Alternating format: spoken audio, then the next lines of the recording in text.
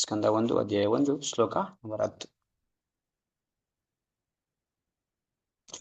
ಪ್ರಾಯೇಣ ಅಲ್ಪಾಯುಷಂ ಸಭ್ಯಾಂ ಕಲಾ ಅಸ್ಮಿನ್ ಯುಗೇ ಜನಃ ಮಂದಃ ಸುಮಂದಮತಯೋ ಮಂದಭಾಗ್ಯ ಉಪದ್ರುತಃ. ಅನುವಾದ: ಎಲೆ ಜ್ಞಾನರೇವಣ್ಯರೇ, ಕಬ್ಬಿಣದ ಈ ಕಲಿಯುಗದಲ್ಲಿ ಮಾನವರು ಅಲ್ಪಾಯುಷಿಗಳು. ಅವರು ಕಲಹಪ್ರಿಯರು, ಸೋಮಾರಿಗಳು, ತಪ್ಪು ದಾರಿಗೆಳೆಯಲ್ಪಟ್ಟವರು, ಅದೃಷ್ಟಹೀನರು. ಇವೆಲ್ಲಕ್ಕೂ ಮಿಗಿಲಾಗಿ ಅವರು ಸದಾ ಕಾಲ ಕ್ಷೋಭೆಗೊಳಗಾಗಿರುವವರು. ಏನ್ ಹೇಳ್ತಾ ಇದಾರೆ? ಈ ಕಲಿಯುಗದಲ್ಲಿ ಋಷಿಮುನಿಗಳು ಹೇಳ್ತಾ ಇರೋದು ಇದು. ನಿನ್ನೆ ನೋಡಿದ್ವಿ, ಮೊದಲನೇ ಕ್ವಶನ್ ಏನಾಗಿತ್ತು? ಸೊ ಜನಸಾಮಾನ್ಯರಿಗೆ ಮೂಲಭೂತವಾಗಿರುವಂತಹ ಪರಮ ಸತ್ಯನ ದಯವಿಟ್ಟು ತಿಳಿಸಿ ಅಂತ ಕ್ವಶನ್ ಆಯ್ತು. ಇವತ್ತು ಈ ಯಾಕೆ ಇದನ್ನ ಪರಮ ಸತ್ಯ ಈ ತರ ಕೇಳ್ತಾ ಇದ್ದಾರೆ ಅಂತಂದ್ರೆ, ಕಲಿಯುಗ ಯಾವ ತರ ಇದೆ, ಅದಕ್ಕೆ ಪರಮ ಸತ್ಯ ಬೇಕು, ಮೂಲಭೂತವಾಗಿರುವಂತದ್ದು ವಿಚಾರ ಬೇಕು ನಮ್ಗೆ. ಎಲ್ಲ ಇಡೀ ಶಾಸ್ತ್ರ ಎಲ್ಲ ಬೇಕಾಗಿಲ್ಲ, ಮೂಲಭೂತ ವಿಚಾರ ಆಗಿರೋದು ಬೇಕು. ಏನಕ್ಕೆ ಯಾಕೆ ಮುಂದೆ ಕಲಿಯುಗ ಬರ್ತಾ ಇದೆ, ಆಲ್ರೆಡಿ ಕಲಿಯುಗ ಪ್ರಾರಂಭ ಆಗಿದೆ, ಮುಂದೆ ಕಲಿಯುಗ ತುಂಬಾ ಘೋರವಾಗಿ ಬರುತ್ತೆ. ಆ ಕಲಿಯುಗದಲ್ಲಿ ಏನೇನು ವ್ಯತ್ಯಾಸ ಆಗುತ್ತೆ ಅಂತ ಹೇಳ್ತಾ ಇದ್ದಾರೆ ಯಾರು? ಋಷಿಮುನಿಗಳು, ನಿಮಿಷಾನದ ಋಷಿಮುನಿಗಳು ಹೇಳ್ತಾ ಇದ್ದಾರೆ ಕಲಿಯುಗದಲ್ಲಿ ಏನೇನು ವ್ಯತ್ಯಾಸ. ಕಲಿಯುಗ ಅಂದ್ರೆ, ಕಲಿಯುಗ ಫಸ್ಟ್ ಆಫ್ ಆಲ್ ಕಬ್ಬಿಣ ಯುಗ, ಅಂದ್ರೆ ತುಂಬಾ ಲೋ ಯುಗ, ತುಂಬಾ ಕೆಳಗಡೆ, ತುಂಬಾ ಅಪವಿತ್ರ ಯುಗ ಅಂತ ಹೇಳ್ತೀವಿ. ಸೊ ಸತ್ಯಯುಗನ ಬಂದು ಚಿನ್ನದ ಯುಗ ಅಂತ ಹೇಳ್ತೀವಿ, ತ್ರೇತಾಯುಗನ ಬಂದ್ಬಿಟ್ಟು ಬೆಳ್ಳಿ ಯುಗ ಅಂತ ಹೇಳ್ತೀವಿ, ದ್ವಾಪರ ಯುಗನ ಬಂದು ಕಂಚಿನ ಯುಗ ಅಂತ ಹೇಳ್ತೀವಿ, ಕಲಿಯುಗನ ಕಬ್ಬಿಣದ ಯುಗ ಅಂತ ಹೇಳ್ತೀವಿ. ಅಂದ್ರೆ ತುಂಬಾ ಕೆಳಗಡೆ, ಈ ಲೋಹದಲ್ಲೆಲ್ಲ ಕಬ್ಬಿಣ ತುಂಬಾ ಕೆಳಗಡೆ ಮಟ್ಟದಲ್ಲಿ ಇರೋದಲ್ವಾ, ಅದಕ್ಕೋಸ್ಕರ ಇದನ್ನ ಕಬ್ಬಿಣ ಯುಗ. ಅಂದ್ರೆ ಕಲಿಯುಗದಲ್ಲಿ ಎಲ್ಲಾವುದು ಕೂಡ ಕಡಿಮೆ ಇದೆ ಅನ್ನೋ ರೀತಿಯಲ್ಲಿ ಕಲಿಯುಗದ ಕಬ್ಬಿಣ ಯುಗ ಅಂತ ಹೇಳ್ತಾರೆ. ಸೊ ಈ ಕಲಿಯುಗದಲ್ಲಿ ಮನುಷ್ಯ ಯಾವ ತರ ಇದ್ದಾರೆ? ಅಲ್ಪ ಆಯುಷ್ಯಗಳು, ಅವರಿಗೆ ಆಯುಸ್ಸು ಅಲ್ಪ. ಸೊ ನಾವು ನೋಡ್ತಾ ಇದೀವಿ ಈಗಿನ ಕಾಲದಲ್ಲಿ, ಈಗ್ಲೇನೆ ಕಲಿಯುಗದ ಪ್ರಾರಂಭದಲ್ಲೇ ನೋಡ್ತಾ ಇದೀವಿ ಮನುಷ್ಯ ಎಷ್ಟು ಇದಕ್ಕೆ ನೋಡಿ. ಕಲಿಯುಗದ್ದು ಆಯುಸ್ ಎಷ್ಟು? ಅವನಿಗೆ ಆಯುಸ್ ಎಷ್ಟಿರುತ್ತೆ? 100 ವರ್ಷ. ಕಲಿಯುಗದಲ್ಲಿ ಮನುಷ್ಯನಿಗೆ ಎಷ್ಟು? 100 ವರ್ಷ. ಸೊ 100 ವರ್ಷನೂ ಕೂಡ ಇವತ್ತು ಯಾರೂ ಬದುಕಕ್ಕೆ ಆಗದೆ. ಇದು ಪ್ರಾರಂಭ ಅಷ್ಟೇ. ಕಲಿಯುಗದ್ದು ಸಂಧಿ ಕಾಲದಲ್ಲಿ, ದ್ವಾಪರ ಮತ್ತೆ ಕಲಿಯುಗಕ್ಕೆ ಸಂಧಿ ಕಾಲ, ಇದು ಪ್ರಾರಂಭ ಕಾಲ. ಯಾವ ರೀತಿ ಸೂರ್ಯ ಇನ್ನು ಉದಯನೇ ಆಗಿಲ್ಲ, ಅಂದ್ರೆ ಉದಯ ಆಗಿ ಸೂರ್ಯ ಉದಯ ಆಗ್ತಾ ಇದ್ದಾನೆ ಅನ್ನೋದು ಸ್ವಲ್ಪ ನಮ್ಗೆ ಗೊತ್ತಾಗ್ತಾ ಇದೆ, ಆ ತರ ಕಾಲ ಇದು ಕಲಿಯುಗದಲ್ಲಿ ಪ್ರಾರಂಭದಲ್ಲಿ. ಲೆಕ್ಕ ಹಾಕೊಳ್ಳಿ, 4,32,000 ವರ್ಷ ಕಲಿಯುಗ ಅಂತಂದ್ರೆ ಬರೀ 5,000 ಕಳೆದಿದ್ದೀವಿ ಅಂತಂದ್ರೆ ಅದರಲ್ಲಿ ಇನ್ನು 4,28,000 ವರ್ಷ ಕಳಿಬೇಕು. ಸೊ ಅಂದ್ರೆ 5,000 ವರ್ಷ ಏನು ಪ್ರಾರಂಭ, ಜಸ್ಟ್ ಒಂದು ಕಲಿಯುಗದಲ್ಲಿ ಸ್ವಲ್ಪ ಪ್ರಾರಂಭನೂ ಆಗಿಲ್ಲ ಇನ್ನ. ಅಷ್ಟಕ್ಕೇನೆ ಈ ತರ ಇದೆ ಅಂತಂದ್ರೆ ಕಲಿಯುಗ. ಮುಂದೆ ಲೆಕ್ಕ ಹಾಕೊಳ್ಳಿ ಯಾವ ತರ ಕಲಿಯುಗ ಇರ್ಬೋದು ಅಂತ. ಸೊ ಅಂಥದ್ರಲ್ಲೇ ಅಲ್ಪಾಯುಷ್ಯಗಳು. ಈ ವಿಚಾರ ಇವರು ನೈಮಿಷಾರಣ್ಯದ ಋಷಿಗಳಿಗೆ ಗೊತ್ತಾಗಿತ್ತು, ಅದಕ್ಕೆ ಹೇಳ್ತಾ ಇರೋದು ಅವರು. ಕಲಿಯುಗ ಮುಂದೆ ಯಾವ ತರ ಇರದೆ ಅಂತ ಈಗಲೇ ಹೇಳ್ತಾ ಇದ್ದಾರೆ ಅವರು. ಇದು ನಡೆದಿದ್ದು ಕಲಿಯುಗದ ಪ್ರಾರಂಭದಲ್ಲಿ, ಅವ್ರು ಹೇಳ್ತಾ ಇರೋದು ಕೂಡ ಇದು ಲಿಖಿತ ಆಗಿದ್ದು ಕೂಡ ಕಲಿಯುಗ ಪ್ರಾರಂಭದಲ್ಲಿ. ಕಲಿಯುಗದ ಪ್ರಾರಂಭ ಯಾವ ತರ, ಕಲಿಯುಗ ಯಾವ ತರ ಇರುತ್ತೆ ಅಂತ ಅವ್ರು ಹೇಳ್ಬಿಡ್ತಾ ಇದ್ದಾರೆ. ಕಲಿಯುಗ ಯಾವ ತರ ಇರುತ್ತೆ? ಮನುಷ್ಯರು ಅಲ್ಪಾಯುಷ್ಯಗಳಾಗಿರ್ತಾರೆ, ಕಡಿಮೆ ಆಯುಸ್ಸು. ಇವಾಗ ಆಲ್ರೆಡಿ ನಾವು ನೋಡ್ತಾ ಇದೀವಿ, ನಮ್ಮ ವಿಚಾರ ತಗೊಂಡ್ರೆ ಆಲ್ರೆಡಿ ನಾವು ನೋಡ್ತಾ ಇದೀವಿ ಅಲ್ಪಾಯುಷ್ಯಗಳಾಗಿದ್ದೀವಿ. ಅವರು ಕಲಹ ಪ್ರಿಯರು. ಮತ್ತೆ ಇನ್ನೊಂದೇನೋ, ಯಾವಾಗ್ಲೂ ಕಲಹ ಅಂದ್ರೆ ಜಗಳ ಪ್ರಿಯರು. ಬರೀ ಜಗಳ ಮಾಡಲ್ಲ, ಪ್ರೀತಿ. ಅವ್ರಿಗೆ ಜಗಳ ಮಾಡೋದು ಪ್ರೀತಿ, ಪ್ರಿಯರು. ಯಾವ್ದು ಮಾತೆತ್ತಿದ್ರೆ ಅವರು ಜಗಳ, ಒಂದು ಸಣ್ಣ ಸಣ್ಣ ವಿಷಯಕ್ಕೂ ಜಗಳ ಅಂತ ಆಗಿರ್ತಾರೆ. ಇವಾಗಲೇ ನಾವು ನೋಡ್ತಾ ಇದೀವಿ. ನಿಮ್ಮನೆ ತಗೊಳ್ಳಿ, ಯಾವ್ದು ಮಾತೆತ್ತಿದ್ರು ಕೂಡ ಒಂದು ಜಗಳಕ್ಕೆ ಶುರು ಮಾಡ್ತೀರ. ನಿಮ್ಮನ್ನ ಅಂತಂದ್ರೆ ಯಾರು ಇದ್ ನೋಡ್ತಾ ಇದ್ರಲ್ಲ, ನಾನು ಮುಂದೆ ಕೂತಿರೋರಿಗೆ ಹೇಳ್ತಾ ಇರೋದು ನಾನು. ಸೊ ಏನೋ ಒಂದು ಸಣ್ಣ ಸಣ್ಣ ವಿಷಯಕ್ಕೂ ಕೂಡ ನಾವು ನಮ್ಮಲ್ಲೇ ಜಗಳ ಆಡ್ತೀವಿ. ಈವನ್ ಬೇರೆಯವರಲ್ಲ, ನಮ್ಮಲ್ಲೇ ಜಗಳ ಆಡ್ತೀವಿ. ಸೊ ಕಲಹ ಪ್ರಿಯರು ಅಂದ್ರೆ ಕಲಹ ಮಾಡೋದು ಪ್ರೀತಿ ಅವ್ರಿಗೆ. ಕಲಿಯುಗ ಜನಕ್ಕೆ ಕಲಿಯುಗದಲ್ಲಿ ಕಲಹ ಮಾಡೋದಂತಂದ್ರೆ ತುಂಬಾ ದೊಡ್ಡ ಅಪರಾಧ ತರ. ಆದ್ರೆ ಕಲಿಯುಗದಲ್ಲಿ ಕಲಹ ಮಾಡದೆ ಪ್ರೀತಿ. ಕಲಹ ಮಾಡಿದ್ರೆ ಇರಕ್ಕೆ ಆಗೋದಿಲ್ಲ ಆ ತರ ಜನ. ಸೋಂಬೇರಿ, ಇದ್ರ ಜೊತೆಗೆ ಸೋಂಬೇರಿಗಳು. ಯಾರು ಕಷ್ಟ ತಗೊಳಕ್ಕೆ ಇಷ್ಟ ಇಲ್ಲ, ಸೋಂಬೇರಿ, ಎಲ್ಲ ಸೋಂಬೇರಿ. ಏನು ಒಂದೇನಾರ ಒಂದ್ ಕೆಲಸ ಮಾಡಿದಂದ್ರೆ ಅದ್ರಲ್ಲಿ ಸೋಂಬೇರಿ, ಇದು ಮಾಡಿ ಅಂತಂದ್ರೆ ಇನ್ನೊಂದೇನೋ ಮಾಡಿರೋದು ಸೋಂಬೇರಿತನದಿಂದ. ಬೆಳಿಗ್ಗೆ ಹೇಳೋದಂತೂ ಪ್ರಭುಪಾದ ಮುಂದೆ ಹೇಳ್ತಾರೆ ಪವಾರ್ತದಲ್ಲಿ, ಬೆಳಿಗ್ಗೆ ಹೇಳಕ್ಕಂತೂ ಈ ಕಲಿಯುಗ ಜನಕ್ಕೆ ತುಂಬಾ ದೊಡ್ಡ ಸಾಧನೆ. ಏನಾದ್ರು ಬೆಳಿಗ್ಗೆ ಎದ್ದು ಬಿಟ್ರೆ ನೋಡಿ, ನಾವು ಇವಾಗ ಎಷ್ಟು ಜನ ಇರ್ತೀವಿ, ಅಕಸ್ಮಾತ್ ಜಪಕ್ ಬನ್ನಿ 5:30 ಎದ್ದಿ ಅಂತಂದ್ರೆ ಬರೀ 5:30 ಬ್ರಹ್ಮ ಮುಹೂರ್ತದಲ್ಲಿ ಬೇಡ. ಬ್ರಹ್ಮ ಮುಹೂರ್ತ ಲಾಸ್ಟ್ ಅಂತ್ಯ ಕಾಲದಲ್ಲಿ ಸ್ವಲ್ಪ ಬನ್ನಿ ಅಂತಂದ್ರು ಕೂಡ ಎಷ್ಟು ಜನ? 8-10 ಜನ ಇರ್ತೀವಿ ಅಷ್ಟೆ. ಅಫ್ಕೋರ್ಸ್ ಬೇರೆ ಬೇರೆ ರೀತಿ ಮಾಡ್ತಾ ಇರ್ಬೋದು, ಇಲ್ಲ ಅಂತ ಹೇಳಕ್ಕಾಗಲ್ಲ. ಆದ್ರೂ ಕೂಡ ಸ್ವಲ್ಪ ಕಡಿಮೆನೆ. ಯಾವಾಗ ಬೆಳಿಗ್ಗೆ ಹೇಳುದು ಯಾಕೆ? ಸೋಂಬೇರಿತನ. ಕಲಿಯುಗ ಜನ ಆಲ್ಮೋಸ್ಟ್ ಈ ಸೋಂಬೇರಿತನದಿಂದ ಎಲ್ಲ ಕಳ್ಕೊಂಡ್ಬಿಟ್ಟಿದ್ದಾರೆ. ಸೋಂಬೇರಿತನ. ಸೊ ತಪ್ಪು ದಾರಿ ಎಳೆಯಲ್ಪಟ್ಟವರು. ಇದಲ್ದಿರ ಅವ್ರನ್ನ ಎಷ್ಟೋ ಜನ ಈಗ ಬೆಳಿಗ್ಗೆ ಯಾಕಪ್ಪ ಹೇಳ್ತೀಯಾ ಸೋಂಬೇರಿತನ, ಒಳ್ಳೆ ನೀನು ಬೆಳಿಗ್ಗೆ ಎದ್ರೆ ನೀನ್ ಏನಾಗ್ಬಿಡ್ತೀಯಾ? ಸಣ್ಣ ಆಗ್ಬಿಡ್ತೀಯಾ, ನಿಂದ ಆರೋಗ್ಯ ಹಾಳಾಗುತ್ತೆ. ಆಕ್ಚುಲಿ ಬೆಳಿಗ್ಗೆ ಇದ್ರೇನೆ ಆರೋಗ್ಯ. ಬೆಳಿಗ್ಗೆ ಯಾರು ಹೇಳ್ತಾರೆ ಅವ್ರಿಗೆ ಆರೋಗ್ಯ. ಆದ್ರೆ ನಮ್ಮ ದಾರಿಗೆ ಏನೋ ತಪ್ಪು ದಾರಿಗೆ ಹೇಳ್ಬಿಟ್ಟಿದ್ದಾರೆ. ಯಾರು? ನಮ್ ದೊಡ್ಡವರು ಏನ್ ಮಾಡ್ತಾ ಇದಾರೆ? ನೀನ್ ಬೆಳಿಗ್ಗೆ ಎದ್ಬಿಟ್ರೆ ನೀನ್ ಆರೋಗ್ಯ ಹಾಳಾಗುತ್ತೆ, ಮಲ್ಕೋ ಬೆಳಿಬೇಕು, ನೀನು ಉದ್ದ ಬೆಳಿಬೇಕು, ನೀನು ಮಲ್ಕೋ ಅಂತಾರೆ ಮಕ್ಳನ್ನ. ನಮ್ಮ ಅಪ್ಪತಿರ್ ಕಾಲದಲ್ಲೆಲ್ಲ ಬೆಳೆದೇ ಇಲ್ವಾ? ಅವ್ರೇನೋ ಬೇಗ ಹೇಳ್ತಾನೆ ಇರ್ಲಿಲ್ವಾ? ಬೆಳಿದೇ ಇಲ್ವಾ ಅವರು? ನಮ್ಮ ಅಪ್ಪ ನಮ್ಮ ತಾತನ ಕಾಲದಲ್ಲಿ ತುಂಬಾ ಹೈಟ್ ಇದ್ರು ತಾನೆ ಅವರು. ಹಂಗಂತ ಅಂದ್ಬಿಟ್ಟು ಅವರು 7 ಗಂಟೆಗೆ ಹೇಳ್ತಾ ಇದ್ರಾ? 4 ಗಂಟೆ 5 ಗಂಟೆಗೆ ಹೇಳೋರು. ತುಂಬಾ ಮನೆ ತುಂಬಾ ಹಸುಗಳು, ಮನೆ ತುಂಬಾ ಇದೆಲ್ಲ ಇರೋದು, ಅದೆಲ್ಲ ನಿವಾರಣೆ ಮಾಡ್ಬೇಕಾದ್ರೆ ಅವರು ಬೇಗನೆ 4 ಗಂಟೆಗೆ ಹೇಳ್ತಿದ್ರು. ನಮಗ್ ಗೊತ್ತಿರಂಗೆ, ನಾವು ಕಂಡಂಗೆ. ಅವರೆಲ್ಲ ಬೆಳೆದೇ ಇರ್ಲಿಲ್ವಾ? ನಮ್ಮ ಅಪ್ಪ ಇದ್ರು 6.5 ಅಡಿ ಇದ್ರು. 6 ಅಡಿ, ಆಲ್ಮೋಸ್ಟ್ 6 ಅಡಿ ಇದ್ರು. ನಮ್ ತಾತ 6.5 ಅಡಿ ಇದ್ರಂತೆ. ಆತರ ಅಂದ್ರೆ ಪ್ರತಿಯೊಂದ್ ಮನೇಲಿ ಇದ್ ನೋಡ್ತಾ ಇದೀವಿ. ಇವಾಗ ಯಾವ ತರ ಇದೀವಿ ನಾವು? ಇಷ್ಟೊಂದೆಲ್ಲ ಚೆನ್ನಾಗಿ ಮಲ್ಕೊಂಡು ಇಷ್ಟೆಲ್ಲ ಸೌಕರ್ಯ ಇದ್ರು ಕೂಡ ಏನಾಗಿದ್ವಿ? ಇನ್ನ ಕುಳ್ರಿ ಆಗಿದ್ವಿ. ಸೊ ಅದರಿಂದ ತಪ್ಪು ದಾರಿ ಯಾವ ತರ ಯಾಕೆ ಈ ತರ ಆಗಿದ್ರೆ ನಮ್ಮನ್ನ ತಪ್ಪು ದಾರಿಗೆ ಎಳಿತಾ ಇದ್ದಾರೆ. ಈ ಬೇಗ ತಪ್ಪು ದಾರಿಗೆ ಹೊಟ್ಟಾಗ್ತಾ ಇದೀವಿ ನಾವು. ಕಲಿಯುಗ ಜನ ಬೇಗ ತಪ್ಪು ದಾರಿನ ಬೇಗ ಹಿಡ್ಕೊಂತ ಇದೀವಿ. ಒಳ್ಳೆ ದಾರಿನ ಹಿಡ್ಕೊಳಕ್ಕೆ ಆಗೋದಿಲ್ಲ. ತಪ್ಪು ದಾರಿ ಯಾರ ಹೇಳಿದ್ರ ಓಕೆ ಬೇಗ ಹಿಡ್ಕೊತೀವಿ. ಬೇಕ್ರಿ ತಿಂಡಿ ಇನ್ನಿ ಬೇಗ ಹಿಡ್ಕೊತೀರ. ಬನ್ನಿ ಮನೇಲಿ ಮಾಡಿದೀವಿ ಸ್ವಲ್ಪ ಇದನ್ನ ಸಿರಿಧಾನ್ಯ ತಿನ್ನಿ, ಅಯ್ಯೋ ಒಳಗೆ ಹೋಯ್ತಾ ಇಲ್ಲ. ಸೊ ತಪ್ಪು ದಾರಿಗೆ ಎಳೆಯಲ್ಪಟ್ಟವರು ಈ ಕಲಿಯುಗ ಬೇಗ ತಪ್ಪು ದಾರಿಗೆ ಹೊಟ್ಟಾಗ್ತಾರೆ. ಮತ್ತೆ ಇದಕ್ಕೆಲ್ಲದಕ್ಕೆ ಅದೃಷ್ಟ ಏನು? ಕಲಿಯುಗನ ಯಾವ ತರ ವರ್ಣನೆ ಮಾಡಿದ್ದಾರೆ ನೋಡಿ. ನಮ್ಮ ಈ ಒಂದು ಭಾಗವತ ಮೊದಲನೇ ಶ್ಲೋಕದಲ್ಲಿ ಮುಂದೆ ಮುಂದೆ ತುಂಬಾ ಭಯಂಕರವಾಗಿ ಬರುತ್ತೆ. ಜಸ್ಟ್ ಇದು ಪ್ರಾರಂಭದಲ್ಲಿ ಯಾವ ತರ ವರ್ಣನೆ ಮಾಡಿದ್ದಾರೆ. ಏನಿದ್ರು ಅದೃಷ್ಟ ಏನರು? ಅದೃಷ್ಟನೇ ಇಲ್ಲ ಇವ್ರಿಗೆ ಮೇಲಾಗಿ. ಇವೆಲ್ಲ ಸೋಂಬೇರಿಗಳಾಗಿದ್ದಾರೆ ಪರವಾಗಿಲ್ಲ, ಓಕೆ. ತಪ್ಪುದಾರಿಗಳಿಗೆ ಕಲಾಪ್ರಿಯರು ಇದೆಲ್ಲ ಇದ್ರು ಕೂಡ ಓಕೆ. ಅದೃಷ್ಟ ಇದೆಯಾ ಅವ್ರಿಗೆ? ಅದೂ ಇಲ್ಲ. ಅವರ ಅದೃಷ್ಟ ಮಾಡಿದ್ರೆ, ಯಾಕಂದ್ರೆ ಕಲಿಯುಗದಲ್ಲಿ ಹುಟ್ಟಿರೋರೇ ದುರದೃಷ್ಟ ಮಾಡಿರೋ ಅಂತ ಹೇಳ್ಬೇಕು ಒಂದು. ಸೊ ಈ ಅದ್ರಲ್ಲೂ ಅದೃಷ್ಟ ಅಂತೂ ಇಲ್ವೇ ಇಲ್ಲ. ಅವರ ಭಾಗ್ಯದಿಂದ ಮುಂದೆ ಬರ್ತಾರ, ಅದು ಇಲ್ಲ, ಅದೃಷ್ಟನೂ ಇರಲ್ಲ. ಸೊ ಈ ತರ ಇದೆ. ಸೊ ಇವಕ್ಕೆಲ್ಲ ಮಿಗಿಲಾಗಿ ಸದಾ ಕ್ಷೋಭೆಯಿಂದ ಇರೋರು. ಯಾವಾಗ್ಲೂ ಕ್ಷೋಭೆ, ಏನ್ ಮಾಡ್ಬೇಕು ಅಂತ ಗೊತ್ತಿಲ್ಲ, ಯಾವಾಗ್ಲೂ ಟೆನ್ಷನ್ನು, ಯಾವಾಗ್ಲೂ ಅದ್ ಮಾಡ್ಬೇಕು ಇದು ಮಾಡ್ಬೇಕು, ಒಂದು ಕೆಲಸ ಮಾಡಲ್ಲ, ಎಲ್ಲ ಕ್ಷೋಭೆ. ಅವ್ರ ಮೈಂಡ್ ಪೂರ್ತಿ ಟೆನ್ಷನ್ ಟೆನ್ಷನ್ ಟೆನ್ಷನ್. ಓಡಾಡೋದು ಒಂದು ಕೆಲಸ ಮಾಡಂಗಿಲ್ಲ. ಎಲ್ಲ ಯಾಕೆ ಅದ್ ಮಾಡ್ಬೇಕು ಇದ್ ಮಾಡ್ಬೇಕು ಅಂತ, ಮತ್ತೆ ಅಷ್ಟ್ ಮಾಡ್ಬೇಕು ಇಷ್ಟ ಮಾಡ್ಬೇಕು ಅಂತ ಸದಾ ಕ್ಷೋಭೆಯಿಂದ ಇರೋರು. ನೋಡಿ, ಯಾರನ್ನ ಕೇಳಿ ಟೈಮ್ ಇಲ್ಲ. ಯಾರನ್ನಾರ ಕೇಳಿ ನೀವು, ಎಂತವನ್ನಾರ ಸಣ್ಣ ವ್ಯಕ್ತಿಗಳ ಟೈಮ್ ಇಲ್ಲ, ನನಗೆ ಟೈಮ್ ಇಲ್ಲ ಅಂತ. ಟೈಮ್ ಯಾಕಿಲ್ಲ? ಟೈಮ್ ಇದೆ, ಬಟ್ ಇವರು ಯಾವಾಗ್ಲೂ ಆತರ ಇರ್ಬೇಕು ಅಂತ ಅನ್ಕೊಳ್ಳೋರು. ಯಾರಾದ್ರೂ ಈಗ ಟೈಮ್ ಇದೆ ಅಂತ ಅಂದ್ಬಿಟ್ರು, ಓ ಇವ್ನಿಗೆ ಏನು ಟೈಮ್ ಇದೆ, ಇವನ್ ಏನಂತ ಇದು ವ್ಯಕ್ತಿ ಅಲ್ಲ ಅನ್ನೋ ತರ ಎಲ್ಲಾರ್ಗು ವಿಚಾರ. ಇವನಿಂದ ಘನತೆ ಇರೋಂಥ ವ್ಯಕ್ತಿ ಅಲ್ಲ, ಇವನ್ಗೆ ಟೈಮ್ ಇದೆ, ಇವನಿಗೆ ಏನ್ ಮಾಡಕ್ ಕೆಲ್ಸ ಇಲ್ಲ ಅನ್ನೋ ತರ ಆಗ್ಬಿಡುತ್ತೆ ಟೈಮ್ ಇದೆ ಅಂತಂದ್ರೆ. ಟೈಮ್ ಇಲ್ಲ ಅಂದ್ರೆ ಅವನೊಬ್ಬ ದೊಡ್ಡ ವ್ಯಕ್ತಿ ಅನ್ನೋ ತರ ನಮ್ಗೆ. ಆತರ ಯಾಕೆ ಯಾವಾಗ್ಲೂ ಹಂಗ ಹೇಳ್ಕೊಳ್ತಾರೆ, ಮಾಡ್ಕೋತಾರೆ, ಅದೇ ತರ ಇರ್ತಾರೆ ಕೂಡ. ಶೋಭೆ ಯಾವಾಗ್ಲೂ ಟೆನ್ಷನ್ ಇರೋದು. ಅದಕ್ಕೆ ನಮ್ಗೆ ಆಯುಸ್ ಕಡಿಮೆ. ರೂಪಂದ್ ಮುಂದೆ ಹೇಳ್ತಾರೆ ಈಗ ಭಾವಾರ್ಥದಲ್ಲಿ, ನಮ್ಗೆ ಯಾಕೆ ಆಯುಸ್ ಕಡಿಮೆ ಆಗಿರೋದು? ನಮ್ಗೆ ಆಯುಸ್ ಕಡಿಮೆ ಆಗಿರೋದು ಊಟದಿಂದಲ್ಲ, ಊಟ ಇಲ್ದಿರ ಅಲ್ಲ ನಮ್ಗೆ ಆಗಿರೋದು. ಇವೆಲ್ಲ ಇರೋದಕ್ಕೋಸ್ಕರ ನಮ್ಗೆ ಆಯುಸ್ ಕಡಿಮೆ ಆಗಿದೆ.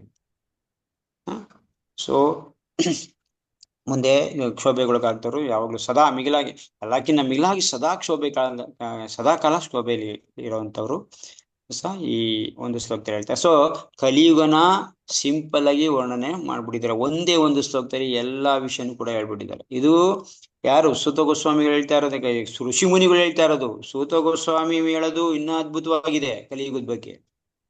ಸುಖದೇವ್ ಗೋಸ್ವಾಮಿ ಹೇಳೋದು ಇನ್ನೂ ಅದ್ಭುತವಾಗಿದೆ. ಋಷಿ ಮುನಿಗಳೇ ಕಲಿಯುಗನ ಈ ತರ ನೋಡ್ಬಿಟ್ಟಿದ್ದಾರೆ. ಇದೆಲ್ಲ ಇದ್ದಿದ್ದಕ್ಕೇನೆ ಅವರು ಕಲಿಯುಗದ ಇದನ್ನ ತಡೆಯಕ್, ಪ್ರಭಾವ ತಡೆಯಕ್ಕೋಸ್ಕರ ಅಲ್ಲಿ ಯಜ್ಞ ಮಾಡ್ತಾ ಇರೋದು. ಕಲಿಯುಗದ ಪ್ರಭಾವ ತಡೆಯೋಕ್ಕೋಸ್ಕರ. ಸೊ ಅಂದ್ರೆ ಕಲಿಯುಗದಲ್ಲಿ ಇದೆಲ್ಲ ಆಗುತ್ತೆ ಅಂತ ಅವ್ರಿಗೆ ಮುಂದೆನೆ ಗೊತ್ತಾಗ್ಬಿಟ್ಟಿತ್ತು, ಮುಂಚೆನೆ, ಕಲಿಯುಗ ಪ್ರಾರಂಭ ಆಗಕ್ ಮುಂಚೆನೆ.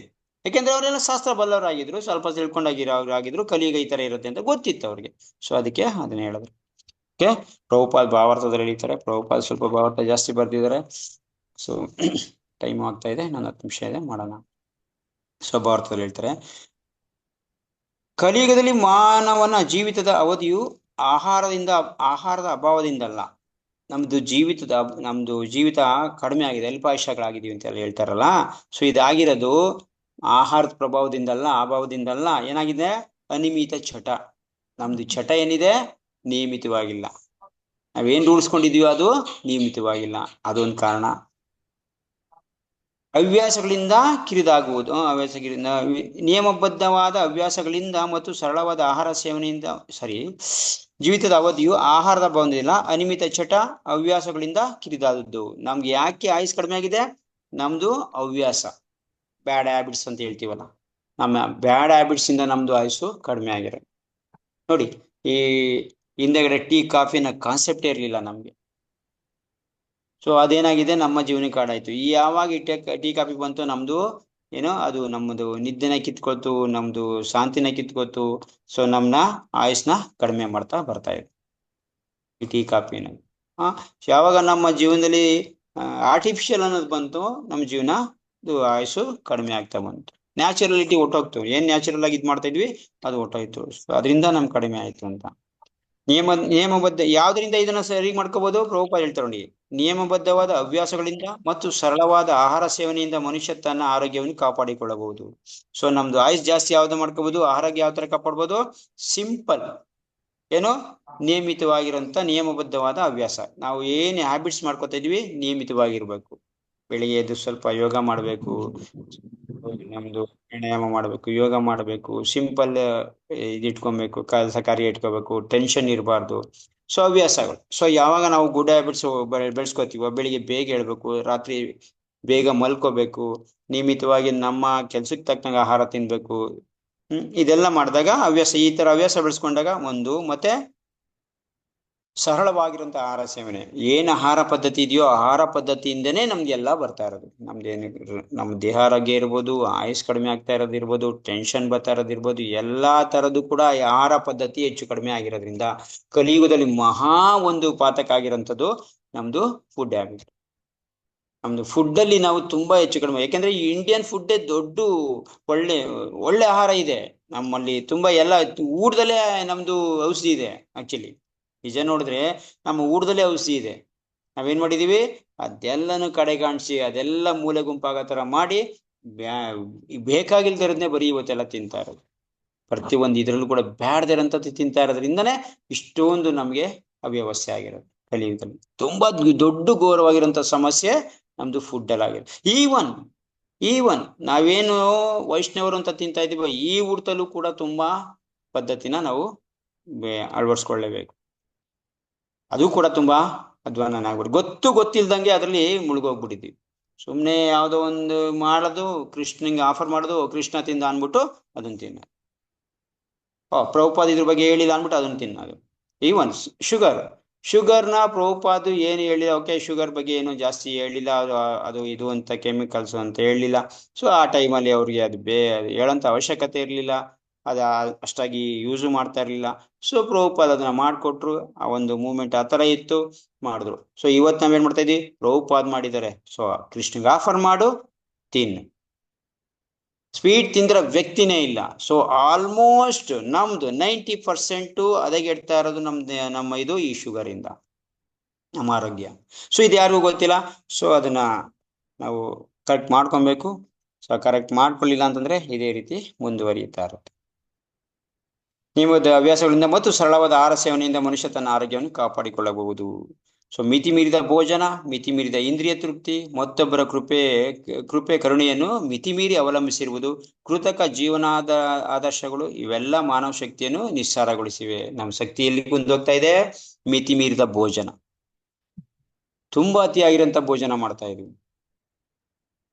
ಎಲ್ಲಿ ಬೇಕೇ ಅಲ್ಲಿ ತಿಂತಾ ಇದೀವಿ, ಎಲ್ಲಿ ಬೇಕು ಅಲ್ಲಿ ನಾವು ಎಂತದ್ ಬೇಕೋ ಅದು ತಿಂತಾ ಇದೀವಿ, ಕಣ್ಣು ಕಂಡಿದ್ದೆಲ್ಲ ತಿಂತಾ ಇದೀವಿ. ಸೊ ತಿಂತಾನೆ ಈ ತರ ಮಾಡ್ತಾ ಇರೋದ್ರಿಂದ ನಿಯಮಿತವಾಗಿ ಮಿತಿ ಮೀರಿದ ಭೋಜನ ನಮ್ದು ಆಗಿರೋದ್ರಿಂದ ಈ ಒಂದು ನಾವು ಮಾಡೋಗ್ಲೂ ಅಷ್ಟೇ ತುಂಬಾ ಮಿತಿ ಮೀರಿದ ಭೋಜನ ಮಾಡ್ತಾ ಇದೀವಿ. ಪ್ರಭುಪಾದ ಹೇಳ್ತಾರೆ, ಅರ್ಧ ಹೊಟ್ಟೆ ತಿನ್ಬೇಕು, ಕಾಲು ಹೊಟ್ಟೆ ನೀರು, ಇನ್ ಕಾಲು ಹೊಟ್ಟೆ ಖಾಲಿ ಬಿಡ್ಬೇಕು. ಫುಲ್ ಹೊಟ್ಟೆಲಿ ನಮ್ಗೆ ಅಕಸ್ಮಾತ್ ಅರ್ಧ ಕೆಜಿ ಆಹಾರ ಬೇಕಂತಂದ್ರೆ ಎಷ್ಟು ತಿನ್ಬೇಕು? 1/4 ಕೆಜಿ ಆಹಾರ ತಿನ್ಬೇಕು, ಇನ್ನ ಅರ್ಧ ಭಾಗ ಅದ್ರಲ್ಲಿ ಅರ್ಧ ಭಾಗ ನೀರ್ ಕುಡಿಬೇಕು, ಇನ್ನ ಅರ್ಧ ಭಾಗ ಇನ್ನು ಕಾಲು ಭಾಗ ಖಾಲಿ ಬಿಡ್ಬೇಕು, ಜೀರ್ಣ ಆಗ್ಬೇಕು. ಸೊ ಇದು ಮಾಡ್ಬೇಕು. ನಾವೇನ್ ಮಾಡ್ತಾ ಇದೀವಿ? ಫುಲ್ 100% ಕತ್ ನೆಕ್ವರೆಗೂ ಬಾಯಿ ಇದ್ ಮಾಡಿದ್ರೆ ಒಳಗಡೆ ಆಹಾರ ಕಾಣಿಸ್ಬೇಕು, ಆ ತರ ತಿನ್ಬಿಡ್ತೀವಿ. ಸೊ ಅದು ನೀರ್ ಕುಡಿಯಕ್ಕೂ ಜಾಗ ಇಲ್ಲ, ಅದು ಜೀರ್ಣ ಆಗಕ್ಕೂ ಜಾಗ ಇಲ್ಲ, ಅದೆಲ್ಲ ಮಲ ರೂಪದಲ್ಲಿ ನಮ್ಗೆ ಆಚೆ ಬರ್ತಾ ಇದೆ. ಅದು ನಮ್ಗೆ ಪರಿವರ್ತನೆ ಆಗ್ತದೆ, ಅದು ವಿಷ ಆಗ್ತಾ ಇದೆ ಒಳಗಡೆ ಒಂದ್ ಲೆಕ್ಕದಲ್ಲಿ ನೋಡುದು. ಸೊ ಅದೊಂದು, ಮತ್ತೆ ಬೇಡದಿರೋದ್ನ ಊಟ ಇನ್ನೊಂದು.